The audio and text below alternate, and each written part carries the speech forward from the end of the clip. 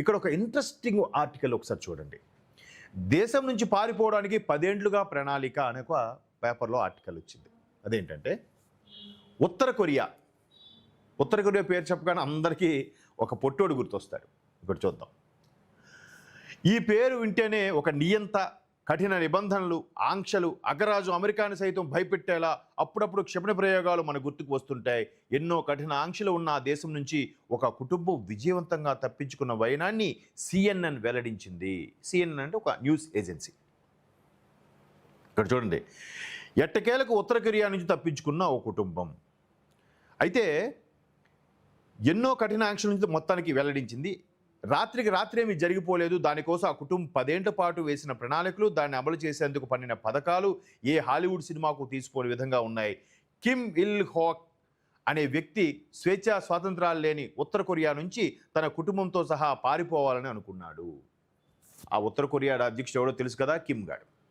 ఆ కిమ్ గాడు నుంచి భయపడి అన్నీ, అంటే ఎంత దుర్మార్గమైన ఆంక్షలు అంటే అక్కడ వాళ్ళ ఫాదర్ చనిపోయిన రోజు ఏదో డేట్ సరిగ్గా గుర్తులేదు, కానీ ఆ రోజు దేశవ్యాప్తంగా ఎవరు ఫంక్షన్స్ చేసుకోకూడదు, ఎవరిళ్లలో కనీసం నవ్వులు కూడా నవ్వకూడదు, సంతాపంగా అలా ఆ రోజు అంతా దేశ ప్రజలందరూ కూడా అలాగే ఉండాలి, మౌనం పాటించాలి. రేడియోల్లో న్యూస్ల్లో వాళ్ళవే చూడాలి, వాళ్ళకి సంబంధించినవే వినాలి. ఇంత పిచ్చి కఠినం అంటే హిట్లర్ లాంటి నియంతలు ఉన్నారని మనం పుస్తకాల్లో చదువుకున్నాం, ఇప్పుడు కల్లారా చూస్తున్నాం. ఉన్న ఇంత బుడ్డ దేశం అమెరికాకి నీకు బాంబు వేసేస్తా, నేను లేపేస్తా అంటాడు. మొన్న ఇరాన్కి సంబంధించి అమెరికా యుద్ధం జరుగుతున్నప్పుడు కూడా ఆ వాడి దేశంలో కొన్ని క్షిపణులను ప్రయోగించి ఇండైరెక్ట్గా నేను ఇరాన్కి మద్దతు అన్నట్టుగా అనౌన్స్ చేశాడు.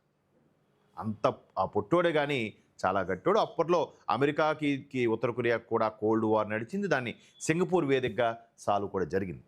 అయితే ఈ కుటుంబం ఎంత ఇబ్బంది పడిందో చూడండి.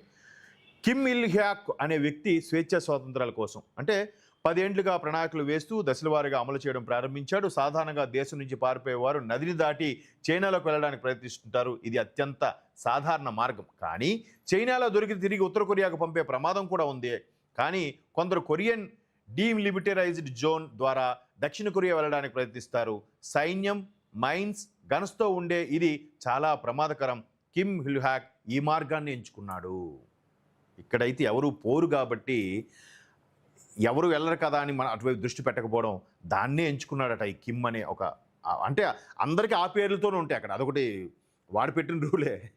ఆ కిమ్ పేరుతోనే అందరి పేర్లు ఉండాలన్నమాట.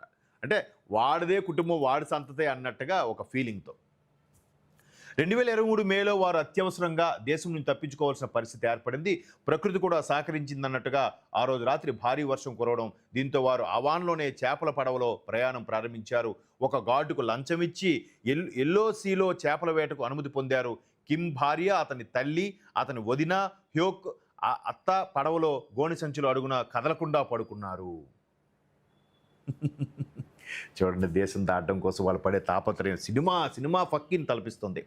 అతని భార్య, తల్లి అంటే ఎంత పెద్ద వయసు ఉంటుంది, తర్వాత అతని వదిన, అత్త అంటే తల్లి తాలూకా తల్లి గోనె సంచులు అడుగున కదలకుండా పడుకున్న తర్వాత పడవ తీరం నుంచి దూరంగా వెళ్ళిపోయింది. ఆ సమయంలో తమ గుండె పడవ ఇంజిన్ కన్నా గట్టిగా కొట్టుకుందని కిమ్ తర్వాత పేర్కొన్నాడు. సుమారు 2 గంటల తర్వాత సముద్ర సరిహద్దు జలాల వద్దకు చేరుకున్నారు. అక్కడ కనుక ఉత్తర కొరియా పెట్రోలింగ్ సిబ్బందికి దొరికారో వారిని చంపడమో జీవితాంతం జైల్లో వేయడమో చేసేవారు. అయితే అదృష్టం వారి వైపు ఉంది. మెల్లిగా వారి పడవ ఉత్తర పరిమితి రేఖను దాటింది. తర్వాత వారు దక్షిణ కొరియాలోని ఎన్యోంగ్ ద్వీపానికి చేరుకున్నారు. దక్షిణ కొరియా నావికా సిబ్బంది వారిని తొలుత అదుపులోకి తీసుకున్నారు. తర్వాత ఉత్తర కొరియా నుంచి వచ్చినట్టుగా నిర్ధారించుకొని ఆశ్రయం కల్పించారు. ఉత్తర కొరియాగా దక్షిణ కొరియాకి ఎలాగూ పడదు. ఇది మనం చెప్పుకున్నంత సింపుల్గా ఉంది, కానీ ఎంతమంది ఇక్కడ చూడండి. ఆ కిమ్ తాలూకు వేరే వాళ్ళు మొత్తానికి భార్య, తల్లి, అత్త, వీళ్ళందరూ దాంతో పాటు సోదరులు ఎవరో కూడా ఉన్నారు.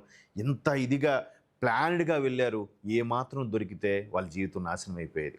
అంటే అటువంటి దేశాల పరిస్థితి తలుచుకుంటే ఇరాన్లో హిజాబ్ తీయకుండా వెళ్ళాలి అనేది ఎలాంటి కఠినమైన పరిస్థితులు, అలాగే సిరియా, ఇలావన్నీ చూస్తే భారతదేశంలో ఎంత స్వేచ్ఛవాయులు పీల్చుకుంటున్నామండి. అది పట్టించుకోకుండా నాకు గండ ఉండి అక్కడికి వెళ్ళిపోవాలంటే ఒక మహిళ పెద్ద వీరవనితలాగా పంపించండి. ఇలాంటి వాళ్ళందరినీ, ఇరాన్ని, ఇలాంటి ఆ, ఈ తీవ్రవాద దేశాలు ఏవైతే ఉన్నాయో వాటిని సపోర్ట్ చేసి ప్రతి ఒక్కరిని అక్కడ పంపించేయాలి. వెళ్ళి అక్కడ బతకండి, అక్కడ చావంటారా తెలుస్తుందని. సో ఇది ఈ ఈ వార్త చదువుకోవడం వెనక ఉద్దేశం అది.